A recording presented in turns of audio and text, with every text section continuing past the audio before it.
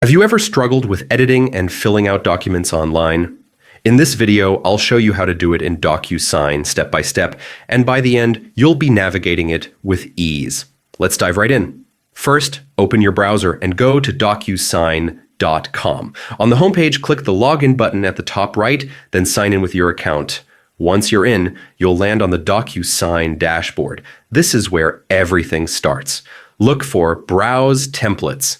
Clicking this gives you access to pre-made templates. For a wider selection, hit Browse All Templates and pick the one that fits your needs best. When you've chosen, click Add Selected, then Next. Now you can edit. Use the highlight option to mark the areas you want to change, then fill in the details like names, dates, or instructions directly into the fields. Once that's done, hit Next again. Here you can adjust and customize each field, move them around, edit text boxes, and make sure all required information is captured.